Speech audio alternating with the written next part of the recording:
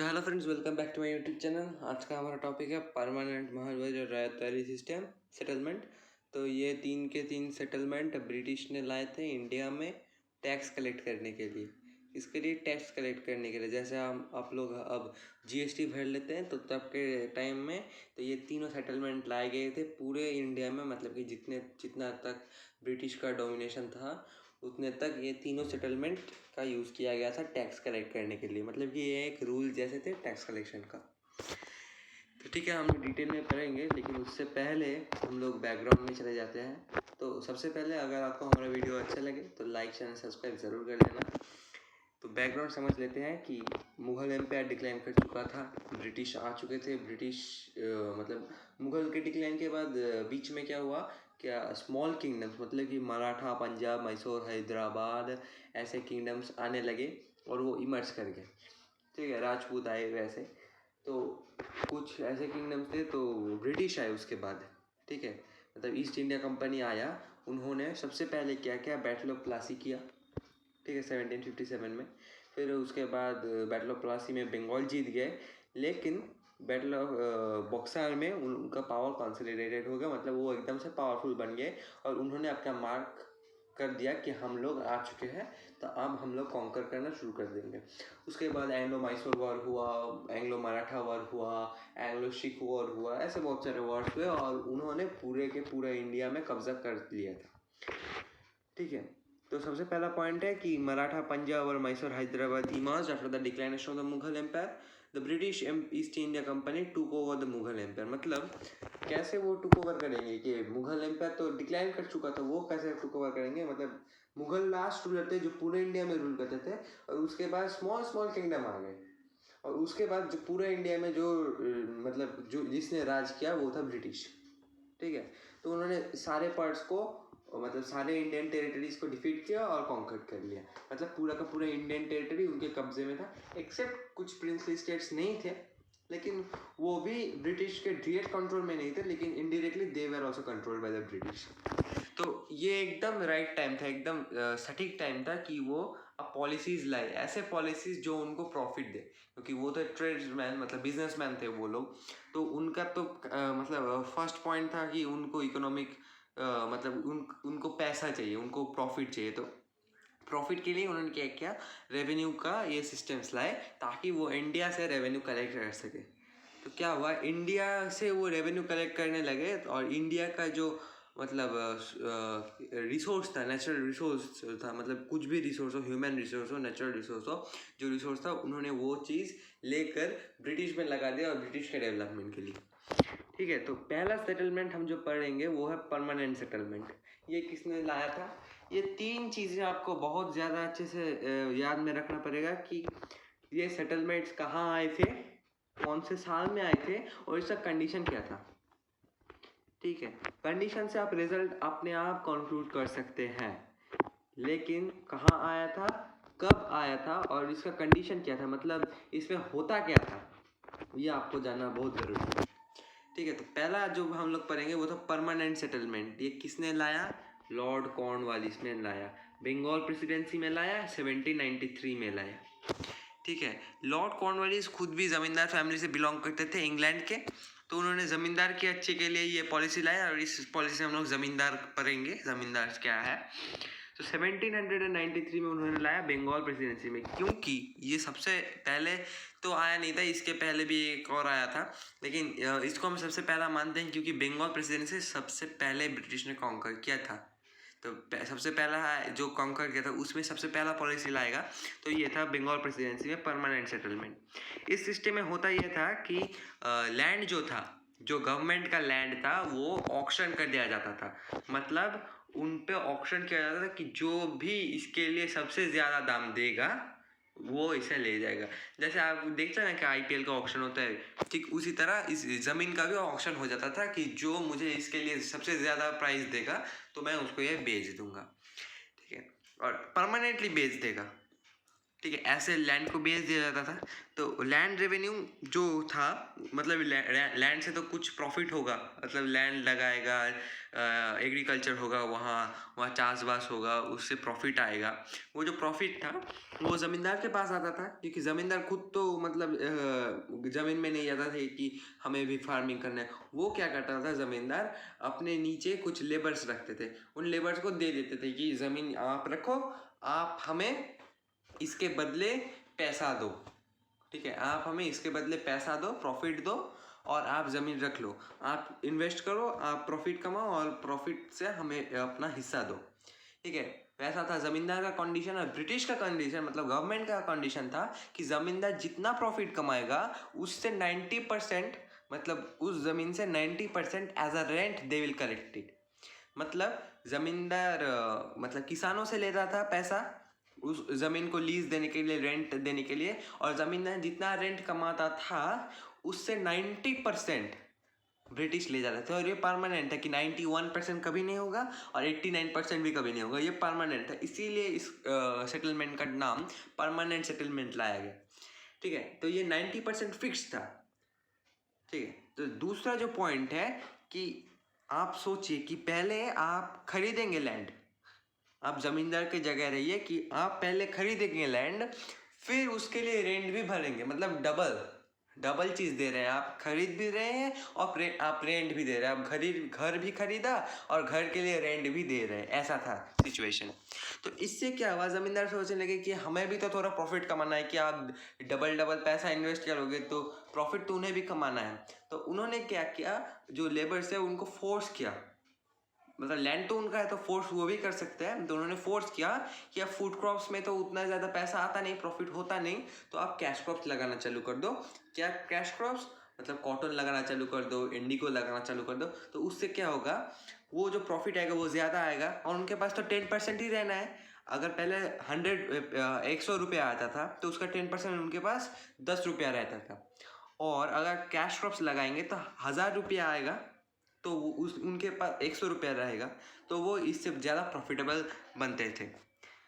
और क्या होता था कि ज़मींदार जब तक ये रेंट, मतलब खरीदने के बाद भी उनके पास कोई सिक्योरिटी नहीं है, वो बोलते हैं कि परमानेंटली आपका है, इसीलिए परमानेंट सेटलमेंट लाया, लेकिन ज़मीन खरीदने के बावजूद आपके पास कोई सिक्योरिटी नहीं था कि आप जब तक उनको रेंट दोगे, मतलब 90% ऑफ द प्रॉफिट दोगे, तब तक आपके पास लैंड रहेगा। अगर नहीं रहेगा तो उसको फिर से ऑक्शन कर दिया जाएगा कि जो हाईएस्ट बिडर होगा, जो सबसे ज़्यादा दाम बोलेगा, उसको बेच दिया जाएगा।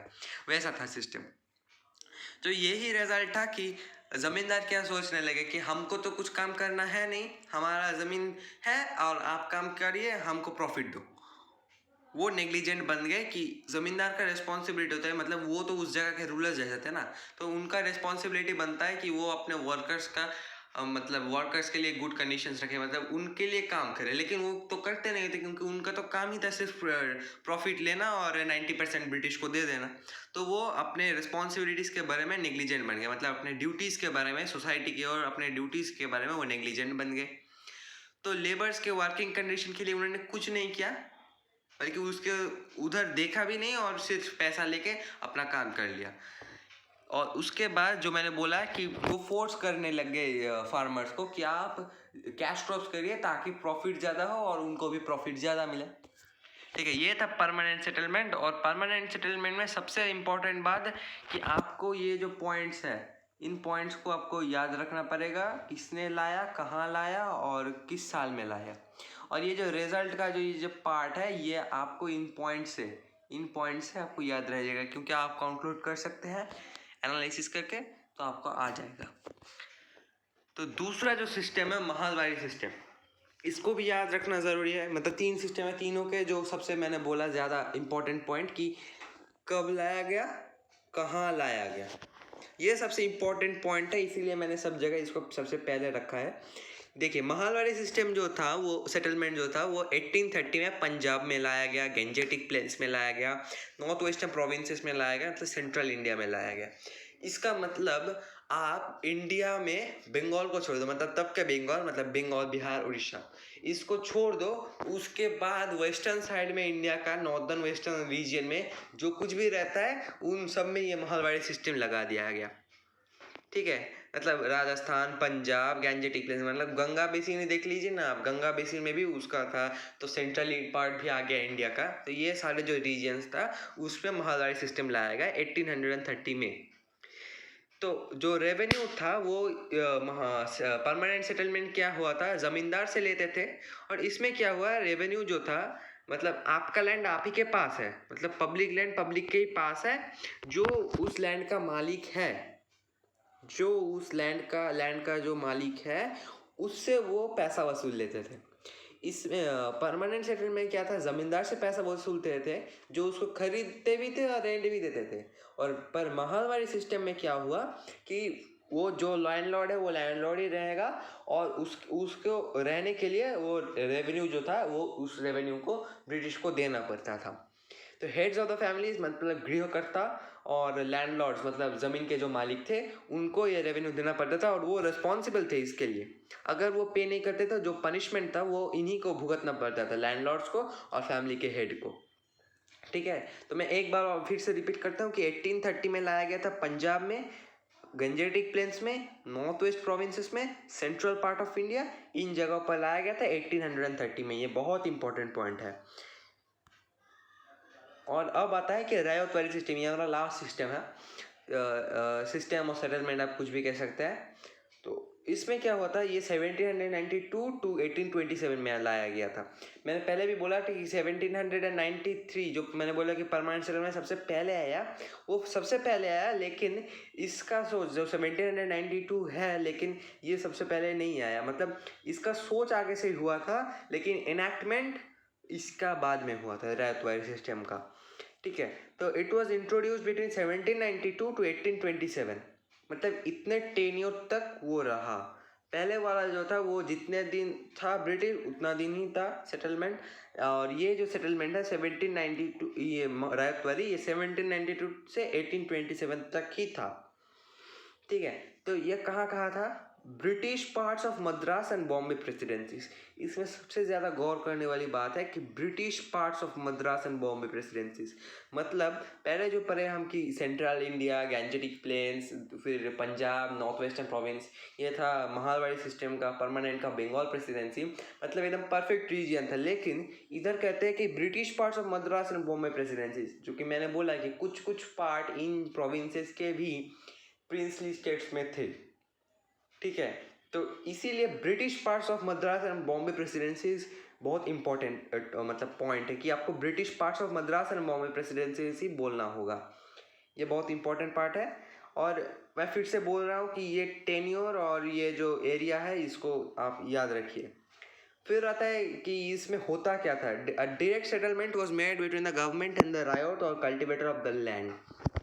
मतलब जो रायोत था, मतलब कल्टीवेटर ऑफ द लैंड, जो मैंने इधर लिख दिया है कि रायोत और the cultivator of the land, तो जो लैंड को कल्टीवेट करता था, मतलब फार्मर्स थे वो ऑब्वियसली। पहले परमानेंट में क्या हुआ, परमानेंट सेटलमेंट में उसमें ज़मींदार आए, और महालबारी सेटलमेंट में लैंडलॉर्ड्स और फैमिली के हेड्स आए, और रैयतवाड़ी सेटलमेंट जो है वो डायरेक्टली फार्मर से होता था, मतलब मिडिल मैन कोई नहीं था, दलाली कोई नहीं करता था। ठीक है, तो इसमें क्या होता था, गवर्नमेंट मतलब ब्रिटिश डायरेक्टली रियोत और कल्टीवेटर ऑफ द लैंड से बात करते थे, मतलब उनसे पैसा वसूल लेते थे। और इन्हीं वो जो टर्म है ना रियोत, ये जो टर्म है ryot cultivator of the land के लिए, इसी से आता है कि रैयतवाड़ी सिस्टम। ठीक है, तो तीसरा पॉइंट है कि इसमें क्या परसेंटेज था, जैसे परमानेंट सेटलमेंट में 90% था, वैसे रैयतवाड़ी सेटलमेंट में क्या था, ये था कि 50%। ठीक है, 50% of the crops that they would grow, मतलब जो क्रॉप्स आया उसका जो 50% जो होता था उसका जो वैल्यू होगा, मतलब आपका 1 kg का प्रोड्यूस हुआ, 1 kg धान का, 1 किलो ऑफ वीट, तो आपसे 500 ग्राम वीट वो ले लेते थे। ठीक है, 500 ग्राम वीट वो आपसे ले लेते थे। तो वैसा था सिस्टम कि आपका प्रॉफिट हुआ लॉस हुआ वो देखते भी नहीं थे, आपका जितना प्रोड्यूस हुआ उससे हाफ आप ब्रिटिश को दे दे और हाफ अपने पास रख ले। इससे क्या होता था, कि ये चौथा पॉइंट है, आप पढ़ सकते हैं कि when they fail to repay the borrowed, third point में ही था कि जब प्रोड्यूस जो था वो पार्शियली फुली डिस्ट्रॉयड जब हो जाता था, मतलब सोचिए कि ड्रॉट हो गया, फ्लड हो गया, कुछ ऐसा हो गया कि आपका क्रॉप अच्छा हुआ नहीं, मतलब आपका लॉस हो गया, समझिए। लॉस होने के बावजूद आपको हाफ दे देना पड़ जाता, मतलब जो लॉस हुआ वो और भी ज़्यादा लॉस हो गया, ठीक है। तो इससे क्या होता था कि वो तो क्रॉप दे देते, लेकिन उनको घर चलाने के लिए उनके पास पैसा नहीं होता था, तो वो क्या करते थे, मनी लेंडर के पास जाते थे, ठीक है। मनी लेंडर के पास जाते थे और मनी लेंडर के पास से मनी बोरो करते थे, ठीक है। सूद के अनुसार वो बोरो कर लेते थे मनी लेंडर से, ठीक है। लेकिन उनका तो साल में एक बार का प्रोड्यूस था कि वो इस बार लॉस हो गया तो लॉस हो गया, उसका तो कोई भरपाई नहीं कर सकता। तो दूसरे सेकेंड ईयर तक उसको वेट करना पड़ता था कि दूसरा ईयर आएगा तब जाके मैं फसल बुनूंगा, फिर फसल होगा, फिर प्रॉफिट फिर मैं लौटा दूंगा। तो उनके पास इतना पैसा ही नहीं होता था कि वो अपने घर भी चलाए, ब्रिटिश को दे, फिर मनी लेंडर्स के पास से जो मनी बोरो किया था वो वापस करें।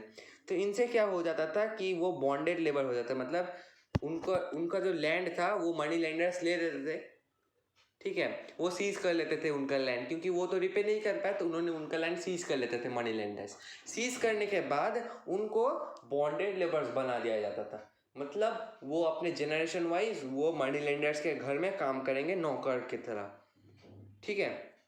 तो ये था इसका एक बहुत नेगेटिव पार्ट, क्योंकि ये जो सिस्टम था इसमें गवर्नमेंट डायरेक्टली रैयत के साथ बातचीत करता था, रेवेन्यू लेता था, मतलब बीच में मिडिल मैन कोई नहीं था ज़मींदार की जैसा।